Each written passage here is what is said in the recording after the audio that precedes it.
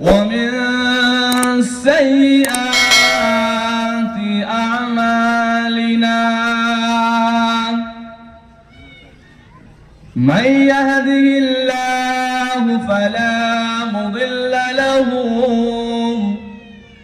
ومن يضلله فلا هادي له وأشهد أن لا إله إلا الله وحده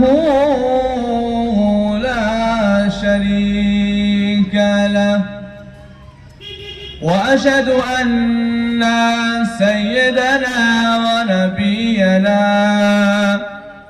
وحبيبنا ومولانا محمدا عبده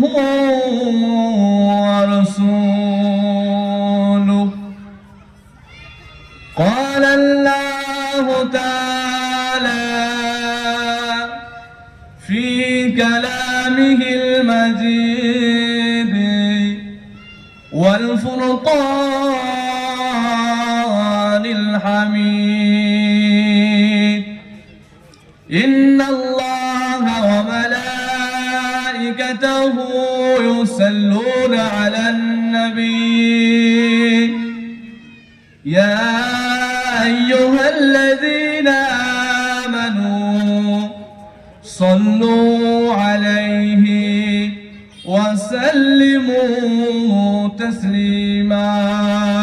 اللهم صل على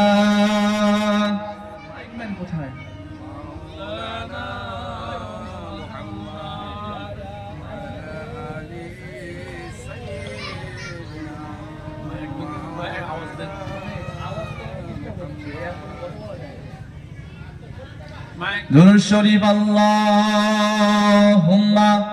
सल्ली अला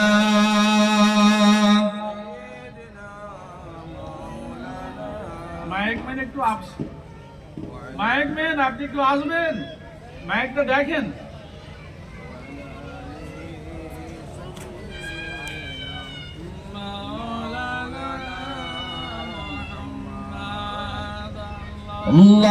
اللهم صل على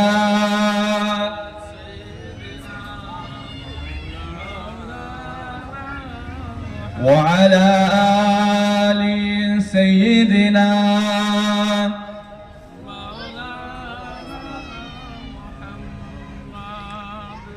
আমার দিনদার ইমানদার আল্লাহওয়ালা ভাইরা, গুনাহগার আপনাদের খেদমতে হাজির হয়েছে। আল্লাহ পাক আল্লাহ তাআলা যদি আমাকে সেই সুযোগ দেন, ইনশাআল্লাহ আপনাদের সামনে আমি কিছু কথা বলবো। সর্বপ্রথম সেই মহান আল্লাহ পাক রব্বুল আলামিনের প্রতি শুকরিয়া জানায় যে আল্লাহ পাক আল্লাহ তাআলা এত সুন্দর একটি মজলিসকে আল্লাহ পাক কায়েম করিয়ে নিয়েছেন। সেই আল্লাহ পাকের দরবারে আমরা শুকরিয়া জানাই আলহামদুলিল্লাহ। তারপরে পরে জানাই বিশ্ব নবী সাল্লাল্লাহু আলাইহি ওয়াসাল্লাম, যাকে সৃষ্টি না করলে আল্লাহ পাক কুল কায়নাত কিছুই সৃষ্টি করতো না, সেই আল্লাহ পাকের সেই নবী নূর নবী মুহাম্মদ সাল্লাল্লাহু আলাইহি ওয়াসাল্লাম, তার দরবারে জানাই অসংখ্য দরুদ ও সালাম। সকলে বলি সাল্লাল্লাহু আলাইহি ওয়াসাল্লাম। একটু বেসটা কমাবেন আর সাউন্ডটা বাড়াবেন আর ইকোটা দেবেন।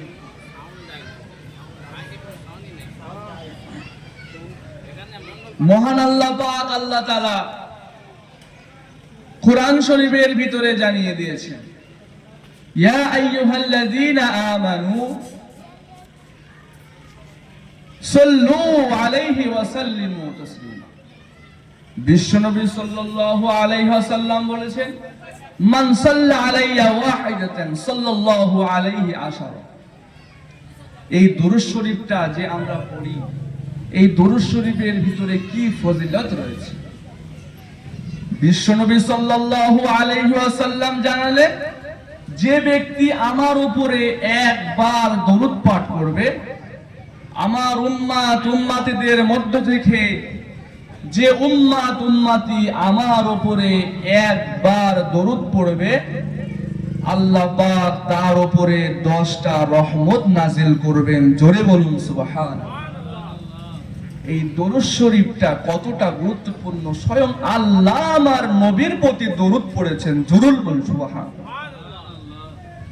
আল্লাহ পাক আল্লাহ তাআলা সেই নবীর উম্মাত করে আমাদেরকে দুনিয়ার জমিনে পাঠিয়েছেন। যে নবীর চরিত্র, যে নবীর আখলাক দেখে আল্লাহ পাকের যে সমস্ত বান্দারা যারা গোনায় লিপ্ত ছিল, যে সমস্ত বান্দারা যারা সমাজে কিছুই তারা বুঝতো না, সবকিছু আমার নবীর উত্তম আদর্শ দেখে, চরিত্র দেখে কলেমা পড়ে মুসলমান হয়ে গেছেন। জোরে বলুন সুবহানাল্লাহ। কি চরিত্র ছিল আমার নবীর! এই চরিত্রে যদি আমরা ফলো করতে পারি, তাহলে আমাদের ইহকালও কামিয়াবি এবং পরকালেও কামিয়াবি। অতএব আমাদের যা কিছু করতে হবে, সব কিছু আমাদের নবীকে ফলো করতে হবে। আমাদের নবীকে যদি আমরা ফলো করতে পারি, তাহলে আশা করা যায় ইনশাআল্লাহ আমরা পার হয়ে যাব। অতএব আমাদের দুনিয়ার জমিনে যা কিছু আমাদের করতে হবে, সব সময় আমাদের নবীকে ফলো করতে হবে। নবী যেটা করেছে সেটা আমাদেরকে মানতে হবে, নবী যেটা আমাদেরকে নিষেধ করেছেন সেটা আমাদেরকে ছেড়ে দিতে হবে। মুসলমান ঘরের ছেলেমেয়েরা, তারা যুবকেরা, আল্লাহ পাক কালামুল্লাহ শরীফে জানিয়ে দিলেন, কুল ইন কুনতুম তুহিব্বুনাল্লাহ ফাত্তাবিউনি ইউহিব্বুকুমুল্লাহ ওয়া ইয়াগফির লাকুম যুনুবাকুম ওয়াল্লাহু গফুরুর রহিম। কুল ইন কুনতুম তুহিব্বুনাল্লাহ ফাত্তাবিউনি ইউহিব্বুকুমুল্লাহ ওয়া ইয়াগফির লাকুম যুনুবাকুম ওয়াল্লাহু গফুরুর রহিম। আমার আল্লাহ আমার নবীকে জানিয়ে দিলেন, আমার হাবিব, তুমি দুনিয়ার মানুষদেরকে জানিয়ে দাও, এ দুনিয়ার মানুষেরা যদি আমি আল্লাহ, আমাকে যদি এরা অনুসরণ করতে চায়, আমাকে যদি এরা ইতাআত করতে চায়, তারা যেন সর্বপ্রথমে আপনাকে ইতাআত করে, আপনাকে অনুসরণ করে। আপনাকে যে অনুসরণ করবে, ওই অনুসরণ করাটা আমি আল্লাহ আবার অনুসরণ করা হবে। জোরে বলুন সুবহানাল্লাহ, আর একটু জোরে বলুন সুবহানাল্লাহ। আল্লাহ পাক জানিয়ে দিলেন, হাবিব, এই দুনিয়ার মানুষদেরকে জানিয়ে দাও, এই দুনিয়ার মানুষ যদি আমি আল্লাহ আমাকে ভালোবাসতে চায়, তারা যেন আপনাকে ভালোবাসে, আপনাকে ইতাআত করে, আপনার অনুসরণ করে। আপনার অনুসরণ করাটাই আমি আল্লাহ আমার অনুসরণ করা হবে। জোরে বলুন সুবহানাল্লাহ। অতএব যদি আমরা নবীকে ফলো করি, যে কথাটা আমি একটু আগেই বলছিলাম, নবীকে ফলো করতে হবে। নবীকে পেলে আমরা আল্লাহকে পেয়ে যাব, আল্লাহকে পেয়ে গেলে আমরা সব কিছু পেয়ে যাব, দুনিয়ার সমস্ত মাখলুকাতকে আমরা পেয়ে যাব। যে আল্লাহর হয়ে যাবে, আল্লাহর সমস্ত মাখলুকাত তার হয়ে যাবে। জোরে বলুন সুবহানাল্লাহ। অতএব আমার নবীকে প্রথম ফলো করতে হবে। নবীকে ফলো করলে কি হবে? আল্লাহ পাক বলছেন, ইন্নাল্লাহা ইয়াগফিরুল যুনুবা জামিআ। আল্লাহ পাক জীবনের গুনাহগুলোকে ক্ষমা করে দেবে। জোরে বলুন সুবহানাল্লাহ। আল্লাহ পাক আল্লাহ তাআলা আমার নবীকে কতটা সম্মান দিয়েছেন, যে নবীকে ইতাআত করার কারণে, যে নবীর অনুসরণ করার কারণে আল্লাহ বলছেন আমি তাদের জীবনের গুনাহগুলোকে ক্ষমা করে দেব। মুসলমান ঘরের ছেলে মেয়েরা, তারা যুবকেরা, আল্লাহ পাক কালামুল্লাহ শরীফে জানিয়ে দিলেন, লা তাকনাতু মির রাহমাতিল্লাহ ইন্নাল্লাহা ইয়াগফিরুয যুনুবা জামিআ। আমার আল্লাহ বান্দাদের দিকে লক্ষ্য করে জানিয়ে দিলেন, ও ও আমার বান্দারা তোরা আমার রহমত থেকে নিরাশ হয়ে যাস না রে বান্দা, তোরা আমার রহমত থেকে নিরাশ হয়ে যাস না রে বান্দা, তোরা আমার রহমতের আশায় থাক। আল্লাহ বলছেন ইন্নাল্লাহা ইয়াগফিরুয যুনুবা জামিআ, আল্লাহ বলছে তোরা আমার রহমতের আশায় থাকলে আমি আল্লাহ তোদের জীবনের গুনাহগুলোকে ক্ষমা করে দেব। জোরে বলুন সুবহানাল্লাহ, আর একটু জোরে বলুন সুবহানাল্লাহ। আল্লাহর রহমতের আশায় থাকতে হবে। রহমত, এই যে আমরা এখন এই জায়গাটায় বসে আছি, এখানেও কিন্তু আল্লাহর রহমত আছে। যদি আমরা এখানে বসেছি, এই যে আমরা এখানে বসেছি, আল্লাহ পাক আমাদের উপরে খুশি হয়ে প্রতিটা সেকেন্ডে সেকেন্ডে আমাদের জন্য নেকি আমাদের উপরে বর্ষিত হচ্ছে। কিন্তু বাইরে ঘাটে এখনো কিছু মানুষ, তারা এখনো বিভিন্ন নিজের কাজে ব্যস্ত আছে। গ্রামে এত সুন্দর একটা পরিবেশ, কিন্তু তারপরেও কোনো মানুষ নাই।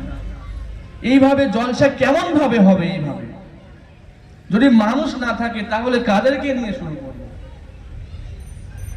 তো যাই হোক, আল্লাহ পাক আল্লাহ তাআলা আমাদেরকে শেষ জামানার নবীর উম্মত করে যে আমাদেরকে পাঠিয়েছেন, এটা আমরা বড় ভাগ্যবান। কারণ অনেক নবীরা, অনেক রাসূলরা তারা দোয়া চেয়েছিলেন, আল্লাহ আমরা যদি শেষ জামানার নবীর উম্মত হতে পারতাম, আল্লাহ আমাদের জীবনটা ভাগ্যবান বলে মনে করতাম।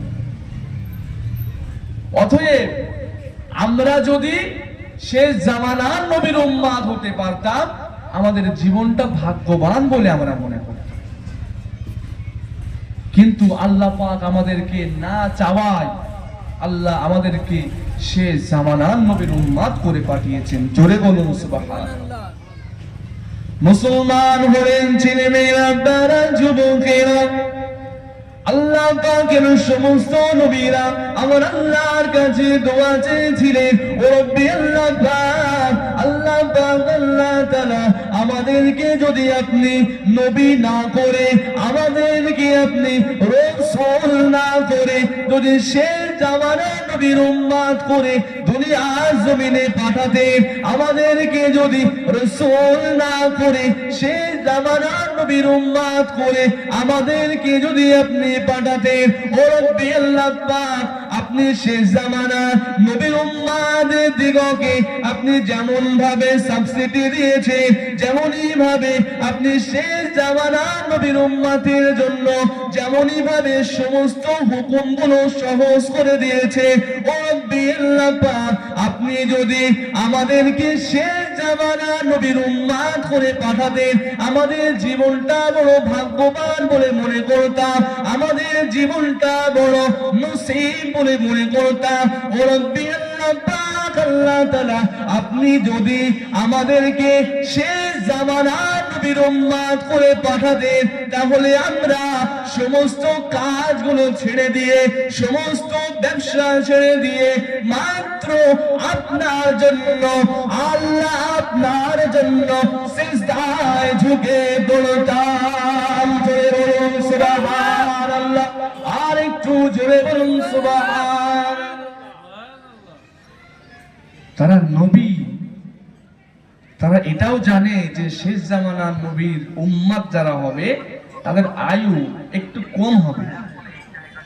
যখন তারা জানতে পারলেন, যেহেতু আগের যে সমস্ত নবীরা ছিল তাদের মানে বয়স অনেক বেশি হতো, কোন কোন নবীর 700 বছর, 800 বছর, 1000 বছর তারা বাঁচত, আল্লাহ পাক তাদেরকে বাঁচাতেন।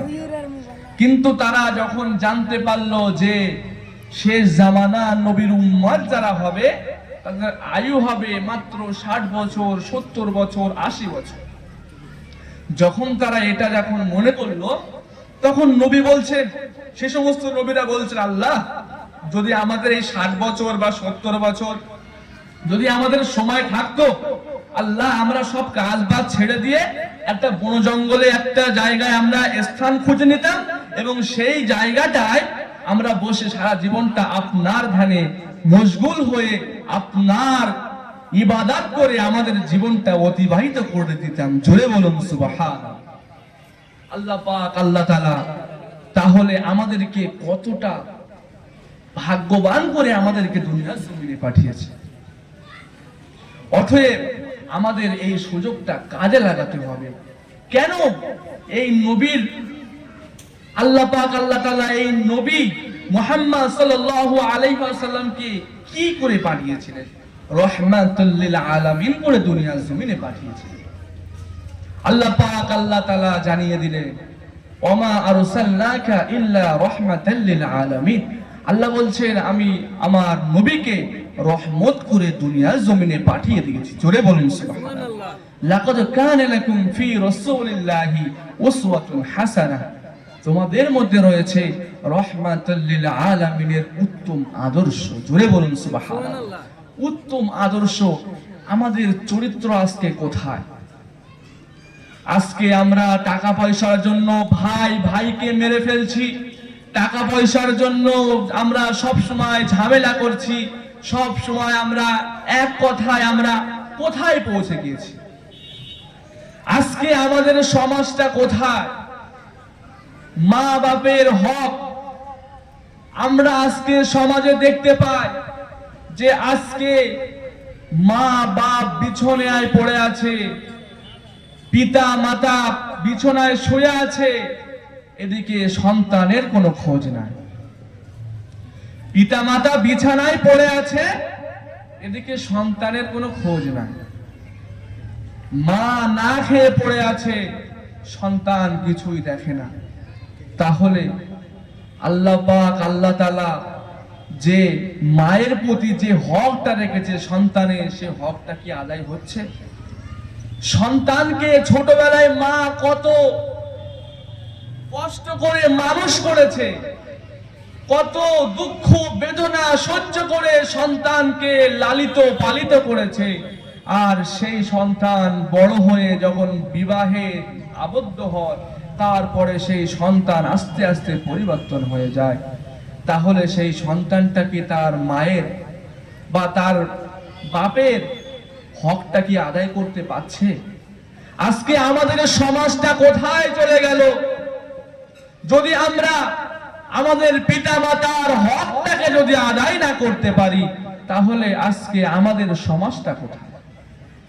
অতএব আজকে যদি আমরা দেখতে পাই সমাজে অনেক কিছু আছে, যে সমস্ত কিছু আমরা যদি এখন স্থাপন করি, বলতে বলতে হয়তো অনেক সময় চলে যাবে, কিন্তু আমি একটা উপদেশ আমি আপনাদের সকলকেই দেব। বিশেষ করে যাদেরকে আল্লাহ পাক আল্লাহ তাআলা অর্থ সম্পদ দিয়েছে, তাদেরকে একটু দেখা দরকার যে আল্লাহ পাক আল্লাহ তাআলা তার বাড়ির পাশে ছোট বা একটু নিম্ন বর্ণের একটা পরিবার আছে, যাদেরকে খাওয়া হয় না, খুব অভাবে দিন কাটে, তাদেরকে কিছু দিতে তো হবে। না দিলে কেমন ভাবে হবে? আল্লাহ তো আপনাকে দিয়েছে, কিন্তু তারপরেও যদি আপনি না দেন, তাহলে কিভাবে হবে? অতএব আল্লাহ পাক আল্লাহ তাআলা আমাদেরকে যে দিয়েছেন সত্য, মানে আমাদের যে অর্থ সম্পদ দিয়েছে, সেই সম্পদগুলো আমাদেরকে কাজে লাগাতে। মুসলমান ঘরের ছেলে মেয়েরা, তারা যুবকেরা, আল্লাহ পাক কোরআন শরীফের ভিতরে জানিয়ে দিলেন, ওয়াকিমুস সালাত, তোমরা নামাজকে কায়েম করো। শুধু নামাজের কথা আমার আল্লাহ কোরআন শরীফের ভিতরে বলে না, আমার আল্লাহ যেখানে বলেছে ওয়াকিমুস সালাত, তোমরা নামাজকে আদায় করো, কিন্তু নামাজের পাশাপাশি আমার আল্লাহ আরো জানিয়ে দিলেন ওয়াতুজ যাকাত, তোমরা যাকাতকে আদায় করো, তোমরা যাকাত দিতে থাকো। ও যুবকেরা, আমি আপনাদের সম্মুখে একটা কথা শুধু বলতে চাই, যাদেরকে আল্লাহ পাক দুনিয়ার জমিনে অর্থ সম্পদ দিয়েছে, যাদেরকে আমার আল্লাহ দুনিয়ার জমিনে টাকা পয়সা দিয়েছে, তাদেরকে যাকাত দিতে হবে, তাদেরকে তাদের নিম্নবর্ণ মানুষদেরকে দিকে খেয়াল রাখতে হবে। আল্লাহ আপনাকে টাকা দিয়েছে বলে আপনি কি তাকে ভুলে যাবেন? না না না, এটা কখনো একটা মুসলমানের বৈশিষ্ট্য হতে পারে না, এটা কখনো একটা মুমিনের বৈশিষ্ট্য হতে পারে না। আপনার বাড়ির পাশে যদি একটা ছোট্ট কোনো পরিবার থাকে, সেই পরিবারে যদি কোনো খাওয়া না হয়, অভাবে যদি দিন কাটে, ওই ব্যক্তিকে আপনাকে দেখতে হবে। এটা আপনার ইমানি দায়িত্ব। আপনি যদি ওই বক্তাকে, ওই দাতাকে যদি আপনি দেখেন, ওই দাতা আল্লাহ পাক, আল্লাহ তাআলা, ওই দাতা এত, ওই আল্লাহ পাকের বান্দাটা, আল্লাহ পাকের ওই বান্দা, যে বান্দা দান করছে, ওই বান্দার উপরে আমার আল্লাহ এতটা খুশি হয়ে যাবে, এতটা রাজি হয়ে যাবে, আমার আল্লাহ জান্নাতের ভিতরে ওই বান্দার জন্য স্পেশাল খাবার রেখে দেবে। জোরে বলুন সুবহানাল্লাহ, আর একটু জোরে বলুন সুবহানাল্লাহ। অথবা আমাদের দেখতে হবে যে আমাদের বাড়ির আশপাশে কোনো অভাবে দিন কাটছে কিনা। এমনও পরিবার আছে যে তাদেরকে খাওয়া হচ্ছে না। আমাদের সবকিছু দেখতে হবে, কারণ আল্লাহ পাক কোরআন শরীফের ভিতরে জানিয়ে দিয়েছেন, ওয়ালাকাদ যারানা লিজাহান্নামা কাসীরাম মিনাল জিন্নি ওয়াল ইনস লাহুম কুলুবুল লা ইয়াফকাহুনা বিহা ওয়া লাহুম আ'য়ুনুল লা ইউবসিরুনা বিহা ওয়া লাহুম আযানুল লা ইয়াসমাউনা বিহা উলাইকা কাল আনআমি বাল হুম আদাল উলাইকা হুমুল গাফিলুন। আল্লাহ পাক বলছেন, ওয়ালাকাদ যারানা লিজাহান্নামা কাসীরাম মিনাল জিন্নি ওয়াল ইনস। আল্লাহ বলছেন, আমি অধিকাংশ জিন এবং ইনসানকে বানিয়েছি জাহান্নামের জন্য। আমার কথাগুলো একটু ভালোভাবে বুঝতে হবে। আল্লাহ পাক বলছেন, আমি অধিকাংশ জিন এবং ইনসানকে সৃষ্টি করেছি জাহান্নামের জন্য। এটা তো আপনারা সকলেই জানেন যে হাজারে একজন জান্নাতি আর 999 খানা জাহান্নামী। আল্লাহ পাক বলছেন যে আমি অধিকাংশ জিন এবং ইনসানকে সৃষ্টি করেছি জাহান্নামের জন্য। তাহলে আমরা যে আজকে যে সমাজে আজকে আমরা পড়ে আছি, তাহলে আজকে আমাদের সমাজটা কোথায়? আমরা কোথায়, জান্নাতি না জাহান্নামী? সেটা আমাদের কাজের উপরে নির্ভর করবে। কেন?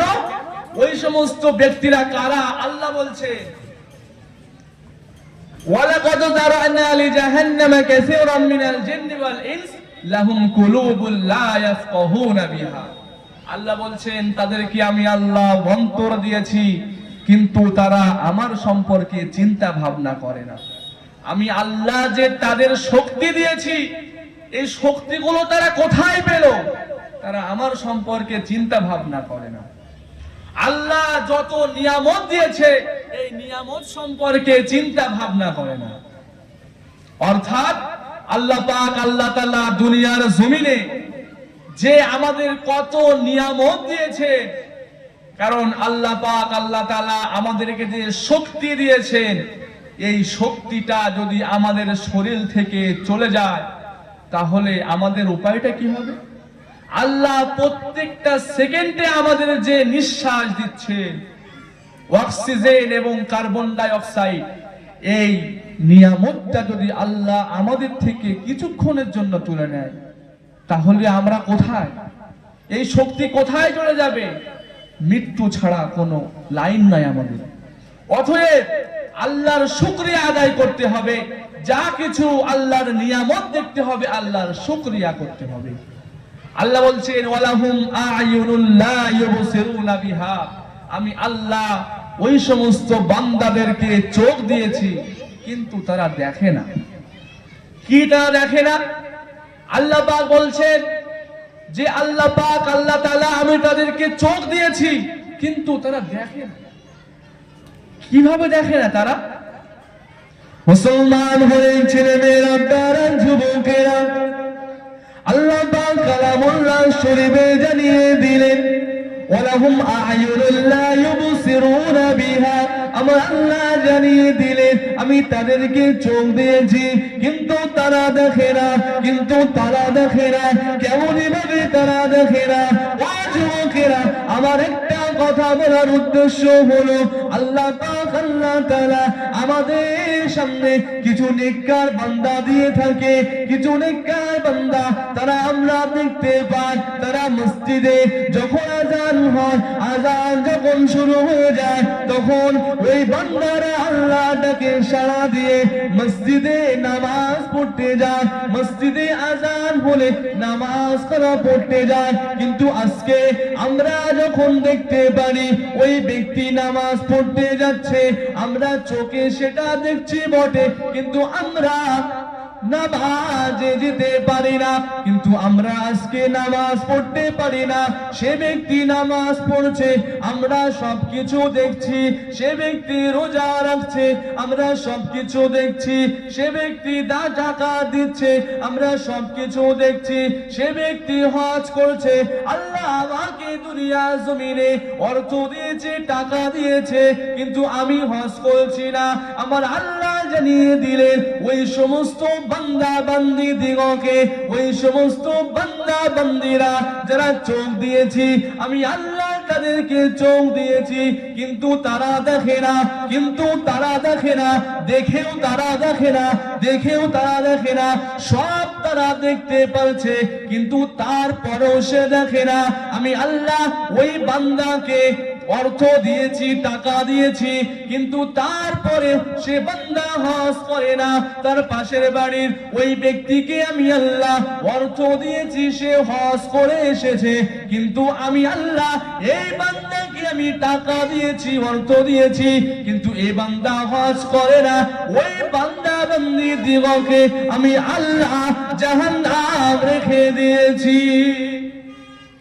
তাহলে ওয়ালাকাদ জারা'না লি জাহান্নামা কাসীরাম মিনাল জিন্নি ওয়াল ইনস, তাহলে তো আমরা এর ভিতরেই পড়ে গেলাম। আল্লাহ আমাদেরকে যে অর্থ দিয়েছেন, টাকা দিয়েছেন, আমার ভিতরে হজ করার সেই সুযোগ সুবিধা আমাদেরকে আছে, আল্লাহ আমাদের দিয়েছে, কিন্তু আমরা কি সেই সুযোগটা কাজে লাগাতে পারছি?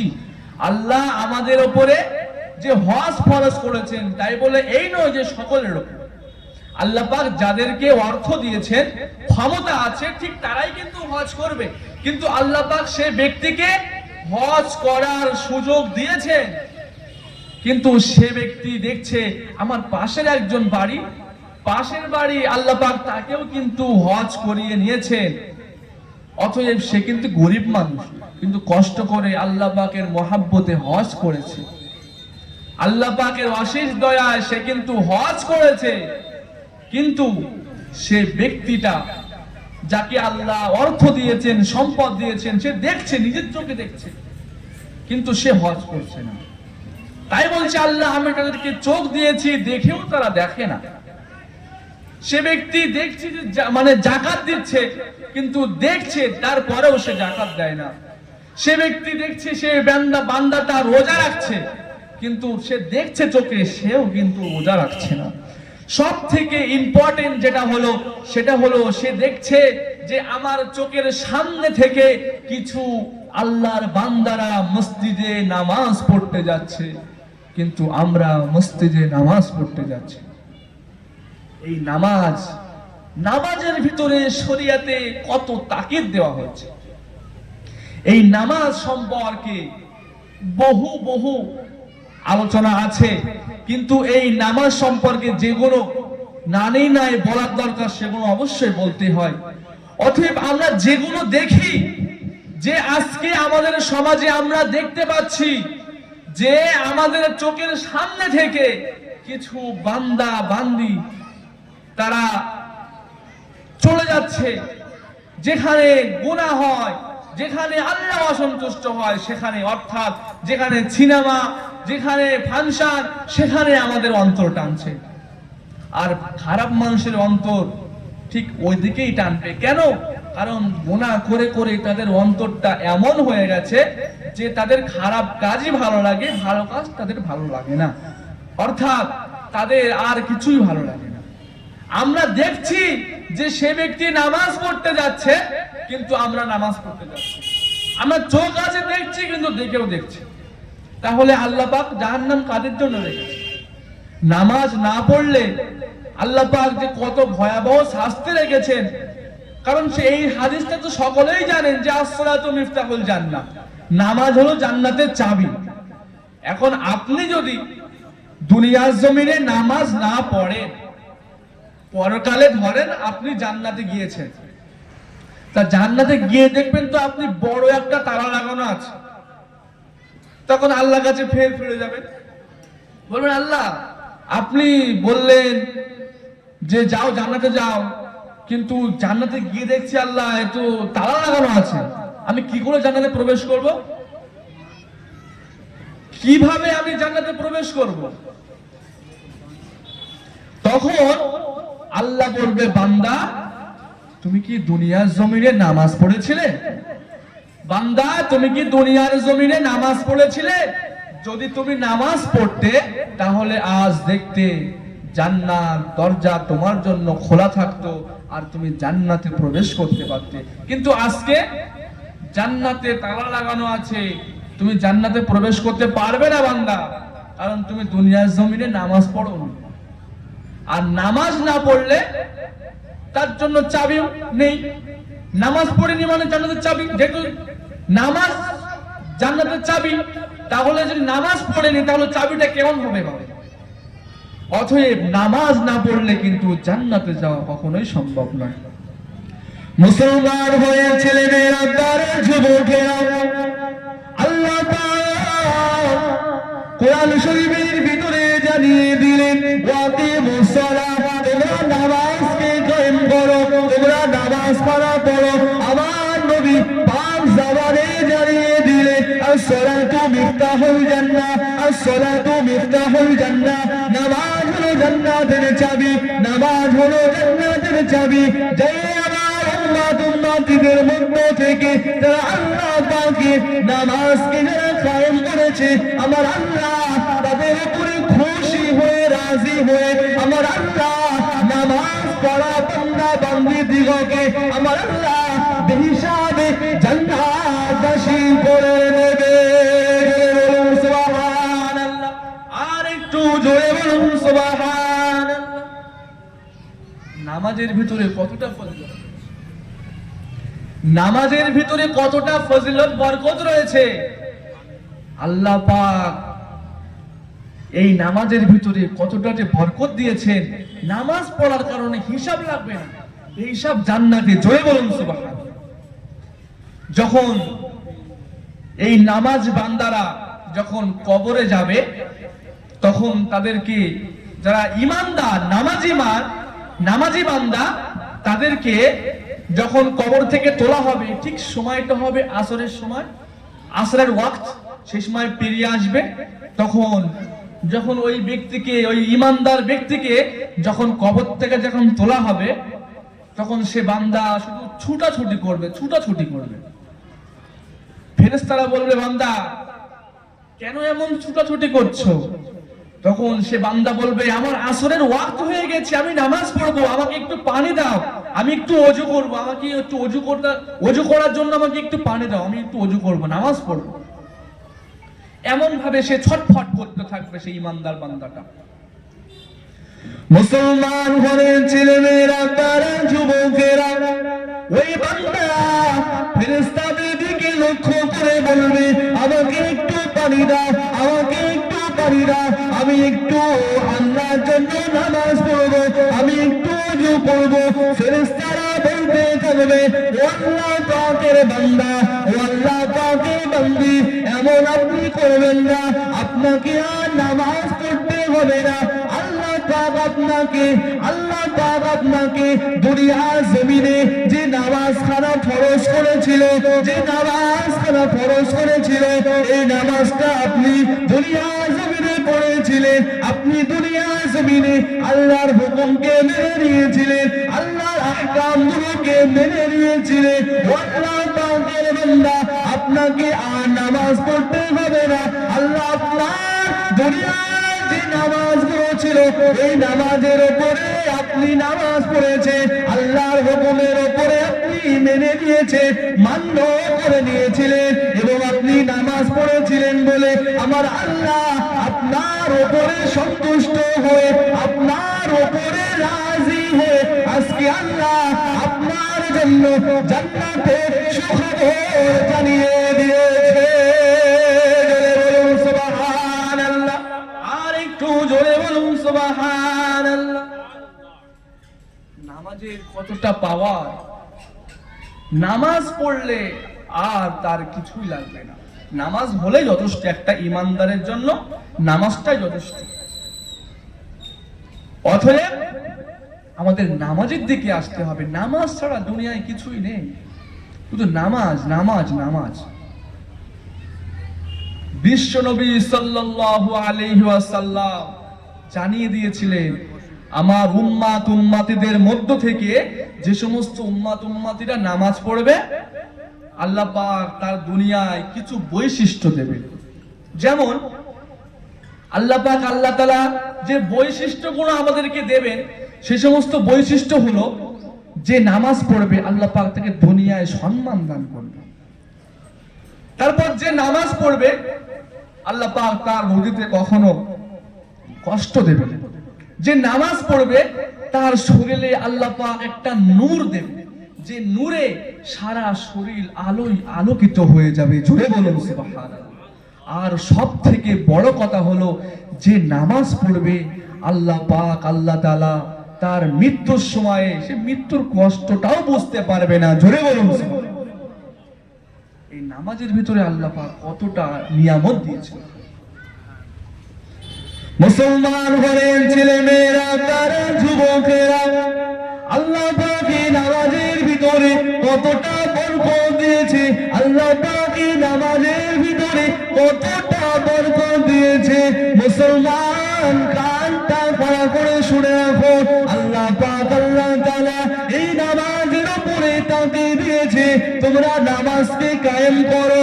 আর যে সমস্ত বান্দারা আল্লাহ পাকের নামাজকে কায়েম করেছে, নামাজ তারা পড়েছে, নামাজ তারা আদায় করেছে, আমার আল্লাহ তাদের জন্য জান্নাতে একটা স্পেশাল তাদের জন্য ঘর রেখে দিয়েছে। আমার আল্লাহ পাক প্রত্যেক জুমার দিনের দিনকে আমার আল্লাহ দয়া জান্নাতে দ্বিধা নসিব করবে। জোরে বলুন সুবহানাল্লাহ, আর একটু জোরে বলুন সুবহানাল্লাহ। আল্লাহ পাক বলবে বান্দা তোরা দুনিয়ায় নামাজ পড়েছিলে না বান্দা, কিন্তু আমাকে কি তোরা দেখতে পেয়েছিলে? আল্লাহ পাক বলবেন বান্দা তোরা তো দুনিয়ায় নামাজ পড়েছিলি কিন্তু আমাকে তো তোরা দেখতে পাসনি, তোরাকে দেখেছিলি? সব জান্নাতবাসীরা বলবে না আল্লাহ আমরা তো আপনাকে দেখিনি, আপনাকে না দেখেই তো আমরা রব বলে মেনে নিয়েছিলাম, আমরা আপনাকে দেখিনি, শুধু আপনার কোরআন এবং আপনার হাবিবের কথা শুনেই তো আল্লাহ আপনাকে মেনে নিয়েছিলাম। তখন আল্লাহ বলবে বান্দা তোরা তোদের রবকে না দেখেই তোরা বিশ্বাস করেছিলি, সেই না দেখে বিশ্বাস করার কারণে আজকে আমি তোদেরকে জান্নাত দিয়েছি। নে বান্দা দেখ আজ তোর রবকে তোরা মন খুলে দেখে নে বান্দা, সারা জান্নাতবাসী পাগল হয়ে যাবে আল্লাহর এক নূরের ঝাঁকানিতে। ফেরেশতারা পর্যন্ত জান্নাতের সব বান্দারা পর্যন্ত একদম এক চোখের পলকে সব জান্নাতীরা পাগল হয়ে যাবে, বছরের পর বছর ওইভাবেই তাকিয়ে থাকবে। জোরে বলুন সুবহানাল্লাহ। জান্নাতবাসীরা পাগল হয়ে যাবে আল্লাহর এক নূরানি চেহারা, একটা রূপের ঝলক মারবে, সামান্য একটু একটা সেকেন্ডেও না। জান্নাতবাসীরা হাজার হাজার বছর ধরে আল্লাহর ওই জান্নাতে আল্লাহর ওই নূরের দিকে তাকিয়ে থাকবে। জোরে বলুন। তখন বলবে বান্দা তোরা তোর রবকে না দেখে বিশ্বাস করেছিলি, বান্দা তোরা তোদের রবকে না দেখে যে বিশ্বাস করেছিলি, নে বান্দা আজকে দেখ তোরা মন খুলে দেখ। এমন ভাবে নামাজি বান্দাদের জন্য সুখবর আল্লাহ পাক রেখে দিয়েছে। মুসলমান ঘরের ছেলে মেয়েরা তারা যুবকেরা আল্লাহ পাক আল্লাহ তাআলা জান্নাতবাসীদের দিগকে যেমনই ভাবে নামাজে যারা পড়েছে, নামাজ যারা কায়েম করেছে, নামাজ পড়েছে তাদেরকে আমার আল্লাহ জান্নাত দেবে, জান্নাত খানা দেবে। কিন্তু একটা কথা সব সময় মাথায় রাখতে হবে, আমাদের সমাজে কিন্তু মানুষ আছে যে সমস্ত মানুষেরা মানুষ দেখানো ইবাদত করে, মানুষ দেখানো আল্লাহর কাছে মানুষ দেখানোর মতো ইবাদত করে, মানুষ দেখানোর মতো হজ করে, মানুষ দেখানোর মতো দান করে। ওই দানটা আমার আল্লাহর দরবারে কখনো কবুল হবে না, ওই দানটা আমার আল্লাহর দরবারে কখনো কবুল হবে না। যা কিছু করতে হবে আল্লাহর জন্য করতে হবে। দুনিয়ার মানুষ কি আমাকে বললো না বললো সেটা আমার দেখার বিষয় নয়, কিন্তু যা কিছু আমাদেরকে করতে হবে আল্লাহর জন্য করতে হবে। আল্লাহর জন্য যদি আমরা করতে পারি, আল্লাহর জন্য সব কাজ যদি আমরা করতে পারি, দুনিয়ার জমিনে সম্মান পেয়ে আল্লাহ আমাদের দিলকে খুশি হয়ে জান্নাত নসিব করবে। জোরে বলুন সুবহানাল্লাহ, আর একটু জোরে বলুন সুবহানাল্লাহ। সবকিছু আল্লাহর জন্য হবে, মানুষের জন্য কিছুই হবে না। কারণ সবকিছু যখন আল্লাহর জন্য হবে তখন জান্নাত আমাদের জন্য কিছুই নয়, যখন তখন পেয়ে যাবে। যা কিছু করতে হবে সবকিছু আল্লাহর জন্য, সবকিছু আল্লাহর জন্য, লিল্লাহি, সবকিছু আল্লাহর জন্য। আমাদের যা কিছু আছে সবকিছু আল্লাহর জন্য করতে হবে, সবকিছু আল্লাহর জন্য।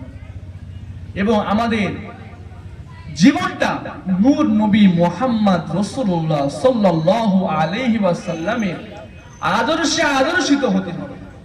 অর্থাৎ কি আদর্শ করে আল্লাহ নবী, আল্লাহ আমাদেরকে সেই নবী উম্মত করে পাঠিয়েছেন, সেই নবীর আদর্শটা কেমন ছিল। কাফেররা পর্যন্ত আমার নবীকে হয়তো নবী বলে কিছু কিছু কাফের মানত না, কিন্তু আমানতদার সত্যবাদী বলে আমার নবীকে কিন্তু কাফেররাও কিন্তু মানত। কারণ আরববাসীরা এটার হয়তো বিশ্বাস করত, মুহাম্মাদের ধর্ম হয়তো মানত না, হয়তো পুরো টোটাল আরববাসীরা হয়তো তার ধর্ম হয়তো মানত না, কিন্তু তাদের আমানতদার যে সত্যবাদী এটা কিন্তু তামাম আরববাসীরা কিন্তু বিশ্বাস করত। তাহলে কেমন ভাবে তিনি জীবন যাপন করেছেন। মুসলমান ঘরের ছেলে মেয়েরা, তারা যুবকেরা, আমরা যদি আমার নবীর সমস্ত রকমের সমস্ত কিছু চরিত্রগুলো আমরা যদি ফলো করতে পারি, আমরা যদি মেনে নিতে পারি, তাহলে আমাদের জান্নাতে যাওয়ার সুযোগটা আরো বেড়ে যাবে।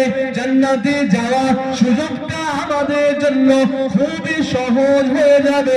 মুসলমান কানটা ফাড়া করে শুনে রেখে দেয়, আল্লাহ নবী যেমনই ভাবে জীবন যাপন করেছে অমনি ভাবে যদি আমরা জীবন যাপন করতে পারি, আমার নবী কেমন ভাবে নামাজ পড়েছে আমরা তেমন ভাবে যদি নামাজ পড়তে পারি, আমার নবী কেমন ভাবে রোজা রেখেছে আমরা তেমন ভাবে যদি রোজা রাখতে পারি, আমার নবী কেমন ভাবে হজ করেছে তেমনি ভাবে যদি আমরা হজ করতে পারি, আমার নবী কেমন ভাবে আল্লাহর সন্তুষ্ট অর্জন করেছে তেমনি ভাবে যদি আমরা আমার নবীকে ফলো করতে পারি, তাহলে আজকে আমাদের সমাজে আজকে এমন কখনো অতবাগা হতো না।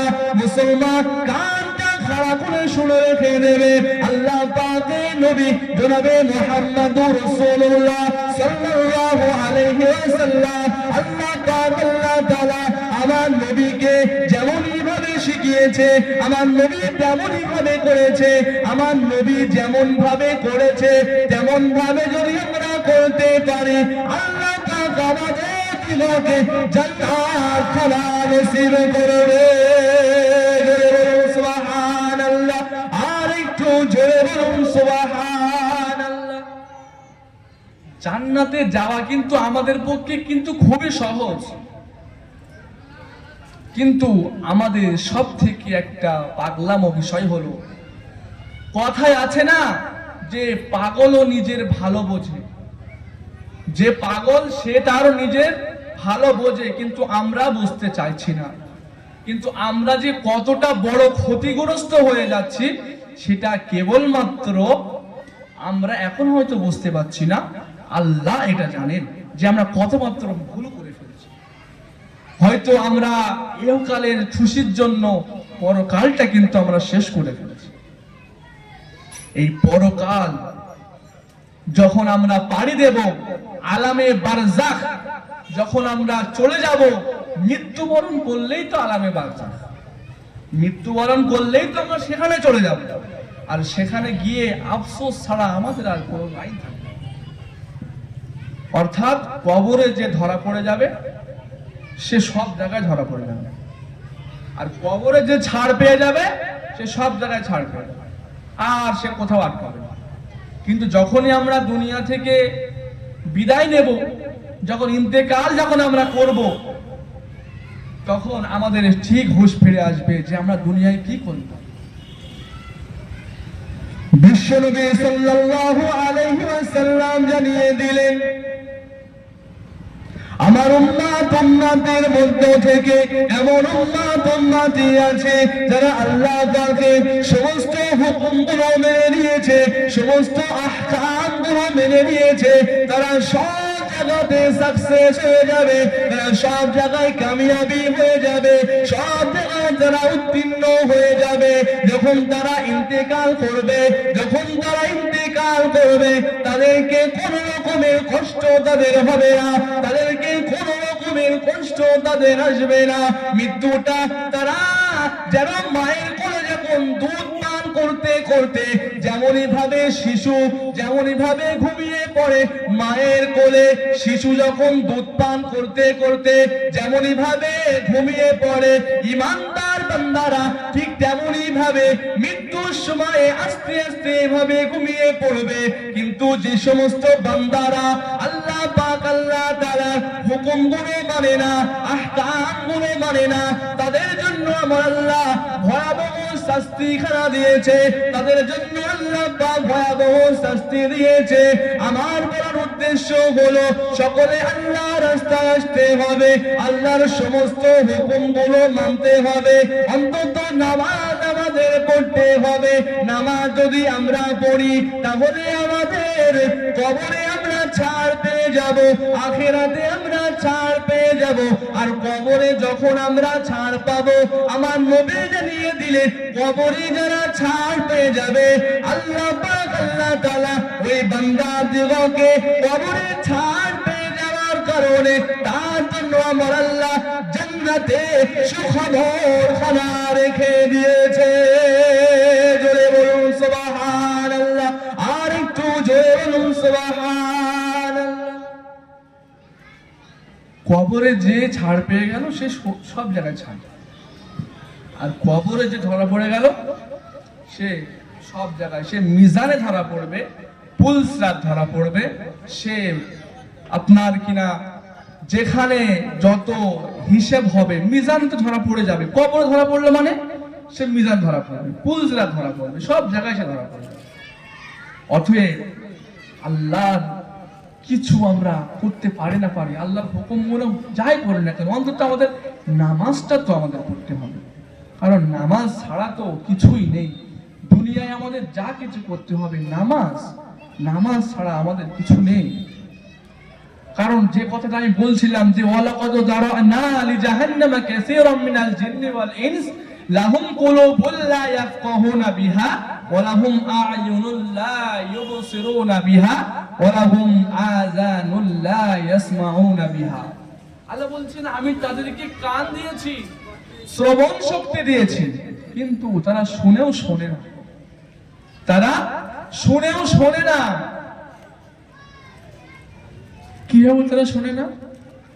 মুসলমান ঘরের ছেলে মেয়েরা, তারা যুবকেরা, আল্লাহ পাক আল্লাহ তাআলা আমাদেরকে যে কান দিয়েছে, আমাদেরকে যে শ্রবণ শক্তি দিয়েছে, আল্লাহ পাক আল্লাহ তাআলা আমাদেরকে দুনিয়ার জমিনে একবার নয়, দুইবার নয়, 5 বার আমাদেরকে আহ্বান করেছে যে আল্লাহ আমাদেরকে সৃষ্টি করেছে, যে আল্লাহ আমাদেরকে সৃষ্টি করেছে সে আল্লাহ আমাদেরকে দুনিয়া জমিনে 5 বার আমাদেরকে ডাকছে, হাইয়া আলাস সালাহ, এসো বান্দা নামাজের জন্য এসো, হাইয়া আলাল ফালাহ, এসো বান্দা কল্যাণের জন্য এসো, হাইয়া আলাস সালাহ, নামাজের জন্য এসো বান্দা, হাইয়া আলাল ফালাহ, নামাজের জন্য কল্যাণের জন্য এসো বান্দা। দুনিয়া জমিনে আল্লাহ আমাদেরকে 5 বার এইভাবে ডাকতে থাকে, কিন্তু আমরা আল্লাহ পাকে ডাকে সাড়া দিই না। আমাদের মোবাইল ফোনে যদি কেউ একবার ফোন করে, ফট করে আমরা ফোনটা রিসিভ করে নিই। আমাদের মোবাইল ফোনে যদি কেউ ফোন করে, তখন আমরা বুঝতে পারি যে না, কেউ হয়তো আমাকে আহ্বান করছে, আমার সাথে কথা বলার জন্য আমার কাছে কেউ ফোন করছে। তাহলে ফট করে আমরা ফোনটা রিসিভ করে দিই, বলি হ্যালো, কোথায় কি আছি না আছি সবকিছু বলে দিই। তাহলে যে আমাকে একবার ফোন করছে দুনিয়ার মানুষ, তার একটা কলে আমি রিসিভ করে দিচ্ছি। আর যে আল্লাহ তোমাকে সৃষ্টি করেছে, যে আল্লাহ তোমাকে খাওয়াচ্ছে, যে আল্লাহ তোমাকে এতটা শক্তিশালী করেছে, যে আল্লাহ তোমার শরীরে অসংখ্য নিয়ামত দিয়েছে, যে আল্লাহ চোখ দিয়েছে, হাত দিয়েছে, সে আল্লাহ একবার নয় দিনে 5 বার আমাদেরকে ডাকছেন, আর সে আল্লাহকে আমরা মানছি না, সে আল্লাহর ডাকে আমরা সাড়া দিচ্ছি না। তাহলে জাহান্নাম আল্লাহ কাদের জন্য করেছে? তাহলে জাহান্নাম আল্লাহ কাদের জন্য করেছে? সেই যদি এরকম হয়, অতএব আমাদেরকে চিন্তা ভাবনা করতে হবে। যেমনই ভাবে আপনাদের এখানে যেমন বাড়িতে হাঁস মুরগি পোষা হয়, হাঁস মুরগি যখন পোষা হয়, তো হাঁস মুরগিকে যখন পোষা হয় তখন দেখা যায় যে হাঁস মুরগিকে যখন আয় আয় বলে যখন ডাক দেওয়া হয়, তখন দেখবেন যে সে হাঁস মুরগি আস্তে আস্তে তার মালিকের ডাকের দিকে চলে আসে না? যখন হাঁস মুরগিকে যখন ডাকা হয়, তখন দেখবেন যে হাঁস বা মুরগি পুষেছে, সে যদি আয় আয় বলে ডাকে, দেখবেন সেই হাঁস বা মুরগি সেই মালিকের ডাক শুনে চলে আসে কিন্তু কাছ থেকে। কিন্তু আমাদের বড় লজ্জার বিষয়, তারা হলো অবলা জন্তু, তারা কিছু বোঝে না। তারা এইটুকুনি বোঝে যে মালিক আমাকে ডাকছে, কিন্তু মালিকের ডাক শুনে কিন্তু হাঁস মুরগি চলে আসছে। কিন্তু যে আল্লাহ আমাদেরকে সৃষ্টি করেছে, সেই আল্লাহ আমাদেরকে একবার নয় 5 বার আমাদেরকে ডাকছে, আর সেই আল্লাহকে আমরা কিভাবে ভুলে যাচ্ছি? কারণ যে আল্লাহ আমাদেরকে কথা বলা শিখিয়েছে, যা অন্য কোন প্রাণীদেরকে আল্লাহ জ্ঞান দিয়েছে। হাঁস মুরগিকে আল্লাহকে কথা বলার শক্তি দিয়েছেন, কিন্তু তারা মালিক চিনতে পারছে, কিন্তু আমরা মালিক চিনতে পারছি না, আমরা আমাদের রবকে চিনতে পারছি না। আজকে আমাদের সমাজটা কোথায়? যদি আমরা এইভাবে চলতে থাকি, তাহলে আমাদের জন্য তো জাহান্নাম রয়েছে। অতএব আল্লাহর জাহান্নামকে ভয় করতে হবে। জাহান্নামের ভয় আল্লাহ পাক প্রত্যেক মানুষের অন্তরে দিক, কারণ জাহান্নাম যে কতটা ভয়ঙ্কর, এই জাহান্নামের আগুন আমাদের শরীর সহ্য করতে পারবে না। অন্তত জাহান্নামের ভয়টা সকলকে করা দরকার। আল্লাহকে ভয় করতে হবে, না হলে আমাদের উপায়খানা কি? জাহান্নাম কিয়ামতের দিনে 70,000 ফেরেশতারা জাহান্নামকে তারা আটকে রাখতে কিন্তু পারবে না। জাহান্নামকে কিয়ামতের দিনে 70,000 ফেরেশতারা জাহান্নামকে আটকে রাখবে, ধরে রাখবে, কিন্তু জাহান্নামকে আটকে রাখতে পারবে না। এত পাওয়ার শুধু আল্লাহর কাছে। বলবে আল্লাহ, গুনাহগার বান্দা যত আছে আল্লাহ দাও, গুনাহগার বান্দা যত আছে সব ফেলো। এরকম করে জাহান্নাম চিৎকার করবে, চিৎকার করতে থাকবে।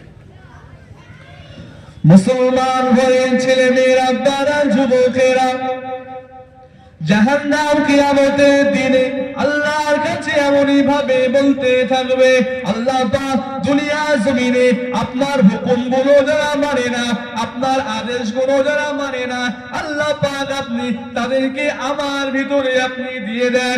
এমনই ভাবে জান্নাত চিৎকার করতে থাকবে, জান্নাত এমনই ভাবে চিৎকার করতে থাকবে। আর আল্লাহ পাক জান্নাতবাসীদের ভিতরে যারা জান্নাতে চলে যাবে আর জাহান্নামীরা জাহান্নামে চলে যাবে, দেখবে যখন সমস্ত গুনাহগার বান্দাদেরকে জাহান্নামে ফেলা হয়েছিল, জাহান্নামে সমস্ত বান্দাদেরকে ফেলা হয়ে গেছে, আর দুনিয়া জমিনে কোনো গুনাহগার মানুষ আর নাই। এমন একটা পরিস্থিতি পড়ে যাবে যে পরিস্থিতি দুনিয়ার মানুষ যত জিন ইনসান যা ছিল, যত বদকার গুনাহগার ছিল, সব কিছু জাহান্নামে নিক্ষেপ করা হয়ে গেছে। মানে যত বদকার গুনাহগার ছিল সব কিছু জাহান্নামে কিন্তু ফেলে দেওয়া হয়ে গেছে, আর দুনিয়ায় কিন্তু কোনো গুনাহগার বদকার নেই। তারপরেও জাহান্নাম বলবে আল্লাহ আমার আরো লাগবে, আমার এখনো পেট ভরেনি। কত কোটি কোটি কোটি কোটি গুনাহগার বান্দারা জাহান্নামের ভিতরে পড়তে থাকবে, তারপরও জাহান্নাম বলবে আল্লাহ আমার এখনো পেট ভরেনি। তাহলে জাহান্নামকে আল্লাহ কি উত্তপ্ত করেছে? লক্ষ লক্ষ কোটি কোটি মানুষ সেখানে জ্বলবে, তারপরেও জাহান্নাম বলবে আল্লাহ আমার এখনো পেট ভরেনি। দুনিয়ার জমিনে যত পাথর আছে আল্লাহ পাক সমস্ত পাথরগুলোকে জাহান্নামে নিক্ষেপ করবে, সমস্ত পাথরগুলো জাহান্নামে নিক্ষেপ করবে, তারপরও জাহান্নাম বলবে আল্লাহ এখনো আল্লাহ আমার পেট ভরেনি। জাহান্নামকে কি কঠিন ভাবে সৃষ্টি করেছে আল্লাহ পাক, আল্লাহ তাআলা। মুসলমান ঘরের ছেলে মেয়েরা, তারা যুবকেরা, আল্লাহ পাক জাহান্নামকে কতটা ভয়াবহ করে সৃষ্টি করেছে, আল্লাহ পাক জাহান্নামকে কতটা ভয়াবহ করে সৃষ্টি করেছে। মুসলমান কানটা খাড়া করে শুনে রেখে দেন, জাহান্নামের ভিতরে কোন বান্দা আযাবকে সহ্য করতে পারবে না, জাহান্নামের ভিতরে কোন বান্দা বান্দি জাহান্নামের আযাবকে সহ্য করতে পারবে না। কিন্তু এমন একটা পরিস্থিতি হবে জাহান্নামে তবুও কখনো পেট ভরবে না, জাহান্নামের পেট তারপরেও ভরবে না। আমার আল্লাহ পাক জাহান্নামের প্রতি একটা মায়া দেখিয়ে দেবে, আমার আল্লাহ ওই বান্দার উপরে দয়া দেখিয়ে মায়া দেখিয়ে আমার আল্লাহ বলবে ও জাহান্নাম তুমি না তোমার কোনো কেন পেট ভরে না, কিন্তু আল্লাহ পাক দয়াময় করে জান্নাতের ভিতরে কুদরতি পাখানা দিয়ে দেবে। জোরে বলুন সুবহানাল্লাহ। যখন আল্লাহ পাক যখন জাহান্নামের ভিতরে কুদরতি পা দিয়ে দেবে আল্লাহ পাক আল্লাহ তাআলা, তখন ওই আল্লাহর কুদরতি পায়ের ওসিলাতে জাহান্নাম নিস্তব্ধ হয়ে যাবে। সুবহানাল্লাহ। আল্লাহ পাক জাহান্নামকে কি উত্তপ্ত করেছেন। নারে তাকবীর, নারে তাকবীর, নারে তাকবীর। জনাব মাওলানা কারি সামিউল ইসলাম জাফরি সাহেব, জনাব মাওলানা কারি সামিউল ইসলাম জাফরি সাহেব, আলহামদুলিল্লাহ ভাইজান আমাদের স্টেটে হাজির হয়েছে। ইনশাআল্লাহ আমাদের ভাইজান খুব সুন্দরভাবে আলোচনা করবেন, আলোচনা রাখবেন। ভাইজান চলে এসেছে, আমি আমার বক্তৃতা প্রায় শেষের দিকে নিয়ে যাব, যেহেতু আর লম্বা চওড়া নয়, অনেক কথা হয়েছে। আমি সবাইকে একটা কথা বলবো যে নামাজ পড়তে হবে, নামাজ ছাড়া কিছু নয়। আর যে কথা একদম নানি নয় বলতেই হয়, সেটা হলো আমরা সকলেই অবগত আছি যে আমাদের এই মাদ্রাসাটা